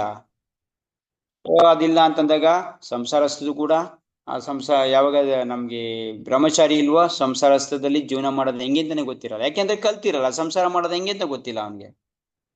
ಇಷ್ಟ ಬಂದಂಗೆ ಬೇರೆ ಒಂದು ಲೈಫ್ ಸ್ಟೈಲಲ್ಲಿ ಅವನು ಜೀವನ ಮಾಡ್ತಾ ಇದ್ದಾನೆ. ಮತ್ತೆ ತಿರ್ಗಿ ಅಲ್ಲಿಂದ ಇದಿಲ್ಲ, ವಾನಪ್ರಸ್ಥಾನದ ಹೆಸರಿಗಿಲ್ಲ, ಸನ್ಯಾಸಾನದ ಹೆಸರಿಗಿಲ್ಲ. ಕಲಿಯುಗದಲ್ಲಿ ಏನು ಟೋಟಲಿ ವರ್ಣಾಶ್ರಮನ ವ್ಯವಸ್ಥೆ ಕಲಿಯುಗದಲ್ಲಿ ತುಂಬಾ ಅಧ್ವಾನ ಆಗ್ಬಿಟ್ಟಿದೆ, ತುಂಬಾ ಬಿದ್ದೋಗಿದೆ. ಸೊ ಈ ವರ್ಣಾಶ್ರಮ ವ್ಯವಸ್ಥೆ ಇಲ್ಲ ಅಂತಂದ್ರೆ ಅದೊಂದು ಮೃಗೀಯ ಜೀವನ ಅಂತ ಪ್ರಭುಪಾದ ಹೇಳ್ತಾರೆ. ಒಂದು ಪ್ರಾಣಿ ಜೀವನಕ್ಕೆ ಸಮಾನ. ಎಲ್ಲಿ ವರ್ಣಾಶ್ರಮ ವ್ಯವಸ್ಥೆ ಇಲ್ವೋ ಅದೇ ಒಂದು ಪ್ರಾಣಿ ಜೀವನಕ್ಕೆ ಸಮಾನ ಅಂತ. ಕಲಿಯುಗದಲ್ಲಿ ಇಡೀ ವಾತಾವರಣ ಶ್ರದ್ಧೆ ತುಂಬ ಹೋಗಿ, ಶ್ರದ್ಧೆ ಯಾವ್ದ್ರಲ್ಲೂ ಕೂಡ ನಮ್ಗೆ ಶ್ರದ್ಧೆ ಇಲ್ಲ. ಶ್ರದ್ಧೆ ಅಂದ್ರೇನು, ಒಂದು ವಿಷಯದಲ್ಲಿ ಪೂರ್ಣವಾಗಿರುವಂತ ನಂಬಿಕೆ ಇಲ್ಲ, ಅದನ್ನ ರೀತಿ ನಿಯಮದಿಂದ ಮಾಡಕ್ಕೆ ನಮ್ಗೆ ಆಗ್ತಾ ಇಲ್ಲ. ಶ್ರದ್ಧೆ ಇಲ್ಲದ್ರಿಂದ ನಾವೆಲ್ಲ ಇದ್ರಲ್ಲೂ ಫೇಲ್ ಆಗ್ತಾ ಇರೋದು. ಮಾಡಕ್ ಹೋಗ್ತೀವಿ, ಯಾವ್ದಾರ ಒಂದು ಕೆಲಸ ಮಾಡಕ್ ಹೋಗ್ತೀವಿ, ಶ್ರದ್ಧೆ ಇಲ್ಲ. ಶ್ರದ್ಧೆ ಇಲ್ದಿರೋದ್ರಿಂದ ಏನಾಗ್ತಾ ಇದೆ, ಅದರಲ್ಲಿ ನಾವು ಫೇಲ್ ಆಗ್ತಾ ಇದೀವಿ. ಇದೀಗ ಆಗೋದಿಲ್ಲ ಅಂತ ಬಿಡು ಅಂತ ಹೋಗ್ತಾ ಇದೀವಿ. ಸೊ ಶ್ರದ್ಧೆ ನಮ್ಗೆ ತುಂಬಾ ಕಡಿಮೆ. ಮನುಷ್ಯರು ಈಗ ಆಧ್ಯಾತ್ಮಿಕ ಮೌಲ್ಯಗಳಲ್ಲಿ ಆಸಕ್ತಿ ಕಳೆದುಕೊಂಡಿದ್ದಾರೆ. ಲೌಕಿಕ ಇಂದ್ರಿಯ ತೃಪ್ತಿಯ ನಾಗರಿಕತೆಯ ಮಾನದಂಡವಾಗಿದೆ. ಸೊ ಆಧ್ಯಾತ್ಮಿಕ ಮೌಲ್ಯದಲ್ಲಿ ಏನಾಗಿದೆ, ಎಳ್ಳಷ್ಟು ನಂಬಿಕೆ ಇಲ್ಲ, ಆಚರಣೆ ಅಂತೂ ಇಲ್ವೇ. ಆಧ್ಯಾತ್ಮಿಕತೆ ಮಾಡ್ತಾರೆ, ಅವ್ರಿಗೆ ನಮ್ಗೆ ತಿಳಿದಂತ ಅವ್ರದೇ ಆದಂತ ದೇವರುಗಳು, ಅವ್ರದೇ ಆದಂತ ಆಚಾರಗಳು, ಅವ್ರದೇ ಆದಂತ ರೀತಿ ನಿಯಮಗಳು ಪ್ರತಿ ಒಂದರಲ್ಲೂ ಕೂಡ. ಈಗ ನೋಡಿ, ಮದ್ವೆಲಿ ಯಾವುದೇ ನಿಜವಾದ ಮಂತ್ರ ಇಲ್ವೇ ಇಲ್ಲ, ಅವಂದೇ ಆದಂತ ಮಂತ್ರಗಳಿಂದ ತಾಲಿ ಕಡಿಸ್ತಾರೆ. ಈ ತರ ಗಂಡ ಹೆಂಡತಿ ಒಂದಾದ್ರೆ ಯಾವುದೇ ಮಂತ್ರ ಉಪಚಾರ ಇಲ್ಲ, ಯಾವುದು ಈ ತರ ಇಲ್ಲ ಅಂತಂದಾಗ ಅವ್ರ ಗುಡ ಮಕ್ಳು ಯಾವ ತರ ಇರ್ತವೆ, ಪ್ರಜ್ಞೆನೇ ಇಲ್ಲ. ಟೋಟಲಿ ಅಧೋಗತಿಗೆ ಹೋಗಂತ ಜೀವನ ಆಗ್ಬಿಟ್ಟಿದೆ. ಎಲ್ಲಾ ಸ್ತರದಲ್ಲೂ ಕೂಡ ಇದೇ ತರ ಆಗ್ಬಿಟ್ಟಿದೆ. ಯಾವುದೋ ಒಂದರಲ್ಲಾಗಿದ್ರೆ ನಾವು ಬಚಾವಾಗ್ಬೋದಾಯ್ತು. ಒಂದು ವಿಷಯದಲ್ಲಿ ನಮ್ಗೆ ಹೆಚ್ಚು ಕಡಿಮೆ ಆಗ್ತಾ ಇದೆ, ಹೆಂಗೋ ಬದುಕೊಂಡು ಇರ್ಬೋದಾಯ್ತು ಆದ್ಮೇಲೆ. ಆದ್ರೆ ಈ ಪ್ರತಿ ಒಂದು ವಿಚಾರದಲ್ಲೂ ಕೂಡ ಈ ತರ ಆಗಿರೋದ್ರಿಂದ ಆಧ್ಯಾತ್ಮಿಕ ಜೀವನ ಮಾಡೋದು ತುಂಬಾ ದುಸ್ತರ. ಈವನ್ ಆಧ್ಯಾತ್ಮಿಕತೆ ಮಾಡೋರಲ್ಲೂ ಕೂಡ ಈ ದೋಷಗಳು ಎದ್ದು ಕಾಣ್ತಾ ಇದೆ. ಆಧ್ಯಾತ್ಮಿಕತೆ ಮಾಡೋರಲ್ಲೂ ಕೂಡ ದೋಷಗಳು ಎದ್ದು ಕಾಣ್ತಾ ಇದೆ ನಮ್ಗೆ, ಎಷ್ಟೊಂದು ದೋಷಗಳು. ಅದು ಗೊತ್ತಿಲ್ಲದೆ ನಮ್ಗೆ ಅಡಿಕ್ಟ್ ಆಗ್ಬಿಟ್ಟಿದೀವಿ, ಇಲ್ಲ ಅಂತಲ್ಲ, ಸರಿಯಾದ ಪ್ರಾಪರ್ ವೇ ಇಂದ ನಾವು ಅದನ್ನ ತಿಳ್ಕೊತಾ ಇಲ್ಲ. ಸೊ ಪ್ರಾಪರ್ ಆಗಿ ಅದನ್ನ ನಾವು ಸರಿಯಾಗಿ ಪ್ರಭುಪಾದ ಬುಕ್ಸ್ ಆಗ್ಲಿ ಇನ್ನೊಂದಾಗ್ಲಿ ಓದ್ತಾ ಇಲ್ಲದಿರೋದ್ರಿಂದ, ಸೊ ಅದ್ರಲ್ಲಿ ಇರೋಂಥ ಇದನ್ನ ಮಿಸ್ಅಂಡರ್ಸ್ಟ್ಯಾಂಡ್ ಮಾಡ್ಕೊಂಡು, ಇಲ್ಲ ಇನ್ನೊಂದು ರೀತಿ ಅರ್ಥ ಮಾಡ್ಕೊಂಡು ನಾವು ಅದನ್ನ ಸರಿಯಾಗಿ ಆಚರಣೆ ಮಾಡ್ತಾ ಇಲ್ಲ. ಇದರಿಂದಾಗಿ ನಾವು ಕೂಡ ಜಸ್ಟ್ ಏನೋ ಭಗವಂತ ನಾಮ ಜಪ ಮಾಡ್ತಾ ಇದೊಂದು ನಮ್ದು ಒಳ್ಳೆ ಇದು. ಆದ್ರೆ ಯಾವಾಗ ರೀತಿ ನೀತಿ ನಿಯಮಕ್ಕೆ ಬರ್ತಾ ಇದೀವೋ ಅವಾಗ ಸ್ವಲ್ಪ ಫೇಲ್ ಆಗಿದೀವಿ. ಸರಿಯಾಗಿ ಆಚರಣೆ ಮಾಡಿದ್ರೆ ಏನ್ ಪ್ರಭುಪಾದ ಕೊಟ್ಟಿದ್ದಾರೋ ಅಂತ ವರ್ಣಾಶ್ರಮ ಧರ್ಮನ. ಸೊ ಇದು ತುಂಬಾ ಸ್ಟ್ರಿಕ್ಟ್ ಆಗ್ಬೇಕು. ಸ್ವಲ್ಪ ನಾವು ಇದ್ರ ಬಗ್ಗೆ ಯೋಚನೆ ಮಾಡ್ಬೇಕಾಗಿದೆ. ಲಾಸ್ಟ್ ಹೇಳ್ತಾರೆ, ಪತಿತಾತ್ಮರನ್ನು ಮೇಲೆತ್ತಿ ಇವುಗಳಿಂದ ಪಾರು ಮಾಡಲು ನೈಮಿಷಾರಣ್ಯದ ಋಷಿಗಳು ಕಾತರರಾಗಿದ್ದಾರೆ. ಸೊ ಈ ತರ ಒಂದು ಪೊಸಿಷನ್ ಇಂದ ಈ ತರ ಇರೋಂಥ ಸಮಾಜ ನೋಡಿ, ಇದೆಲ್ಲ ಹೇಳ್ತಾ ಇರೋದು ಕಲಿಗ, ಇಷ್ಟೊಂದು ದೋಷನ ಹೇಳ್ತಾ ಇರೋದು ಕಲಿಗ ಪ್ರಾರಂಭದಲ್ಲೇ. ಮುಂದೆ ಈ ತರ ಆಗತ್ತೆ, ಕಲಿಗ ಈ ತರ ಆಗತ್ತೆ ಅಂತ ಅವ್ರಿಗೆ ಗೊತ್ತಿದ್ದೆ ಹೇಳ್ತಾ ಇರೋದು. ಇಲ್ಲಾಂದ್ರೆ ಏನ್ ಕಲಿಗದ ಪ್ರಾರಂಭ ಇಷ್ಟೊಂದು ದೋಷ ಇರ್ಲಿಲ್ಲ ಅವಾಗ. ಎದ್ದು ಕಾಣಿಸ್ತಾ ಇತ್ತು ಅಷ್ಟೇ ದೋಷ, ಎಲ್ಲಾರು ಪ್ರಾಕ್ಟಿಕಲ್ ಆಗಿ ಏನು ಮಾಡ್ತಾ ಇರ್ಲಿಲ್ಲ. ಕಲಿಯುಗದಲ್ಲಿ ಮುಂದೆ ಈ ತರ ಆಗತ್ತೆ ಅಂತ ಅವ್ರು ಹೇಳ್ತಾ ಇರೋದು. ಯಾಕಂದ್ರೆ ಕಲಿಯುಗದ ಪ್ರಾರಂಭ ಅದು, ಅವ್ರು ಮಾಡಿದ್ದು ಹೇಳ್ತಾ ಇರೋದು ಕಲಿಯುಗದ ಪ್ರಾರಂಭದಲ್ಲಿ. ಕಲಿಯುಗ ವ್ಯಾಸ ಮಹರ್ಷಿ ಕಲಿಯುಗದಲ್ಲಿ ಈ ತರ ಇರುತ್ತೆ ಅಂತ ಬರೀತಾ ಇರೋದು. ಯಾಕೆಂದ್ರೆ ಕಲಿಯುಗನ ಅವ್ರು ನೋಡ್ತಾರೆ, ಮುಂದೆನೆ ಈ ತರ ಎಲ್ಲ ಆಗುತ್ತೆ ಅಂತ ನೋಡ್ಬಿಟ್ಟೆ ಬರೀತಾ ಇರೋದು. ಯಾಕಂದ್ರೆ ಇಲ್ಲಾಂದ್ರೆ ಅವ್ರು ಕಲಿಯುಗದಲ್ಲಿ ಅವ್ರ ಜೀವನನೇ ಮಾಡಿಲ್ಲ. ಆಕ್ಚುಲಿ ಕಲಿಯುಗ ಈ ತರ ಮುಂದೆ ಇರುತ್ತೆ ಅಂತ ಅವ್ರಿಗೆ ಗೊತ್ತಿತ್ತು. ಸೊ ಅದರಿಂದ ಬರೀತಾ ಇರೋದು ನಮ್ಗೆ ಕಲಿಯುಗ ಇದೇ ತರ ಆಗತ್ತೆ ಅಂತ. ಕಲಿಯುಗ ಆಯ್ತು ಅಂತ ಅಂದ್ಬಿಟ್ಟು ನಾವು ಹಂಗೆ ಓಕೆ ಕಲಿಯುಗ ಆಗ್ತಾ ಇದೆ ನಾವು ಹಂಗೆ ಇರ್ಬೇಕು ಅಂತಲ್ಲ, ನಾವು ಇದರಿಂದ ಚೇಂಜ್ ಆಗ್ಲೇಬೇಕು. ಸೊ ಕಲಿಯುಗದಲ್ಲಿ ನಾವು ಚೇಂಜ್ ಆಗ್ಲೇಬೇಕು. ಸೊ ಯಾವ ರೀತಿ ಇಲ್ಲಿ ಒಂದು ಪಿಕ್ಚರ್ ಕಾಣಿಸ್ತಾ ಇದೆ ನೋಡಿ. ನಾವು ಕಲಿಯುಗದಲ್ಲಿ ಯಾವಾಗ ಈ ಗಜೇಂದ್ರ, ನಾವು ಕಲಿಯುಗ ಎಲ್ಲ ನಮ್ಮ ಬೇರೆ ಬೇರೆ ಇದೆಲ್ಲ ಒಂದು ಮೊಸಳೆ ರೀತಿ ನಮ್ಮನ್ನ ಇಟ್ಕೊಂಡಿದೆ.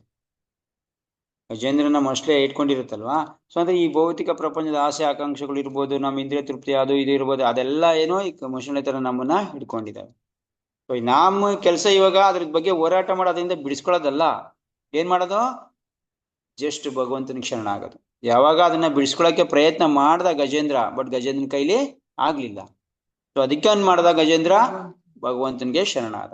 ಸೊ ಭಗವಂತನಿಗೆ ಶರಣಾಗಿದ್ದಕ್ಕಿಂತ ಭಗವಂತ ಬಂದು ನಮ್ಮನ್ನ ಕಾಪಾಡ್ದ. ಅದೇ ತರ ನಾವೀಗ ಭಗವಂತನ ಹರಿನಾಮಕ್ಕೆ ನಾವು ಶರಣಾಗ್ಬೇಕು. ಯಾಕೆಂದ್ರೆ ಭಗವಂತಂದು ಈ ಕಲಿಕಾಲದಲ್ಲಿ ಕಲಿಕಾಲೇ ನಾಮರೂಪೇ, ಭಗವಂತ ನಾಮರೂಪದಲ್ಲಿ ಇದ್ದಾನೆ. ಕಲಿಕಾಲದಲ್ಲಿ ಭಗವಂತ ನಾಮರೂಪದಲ್ಲಿ.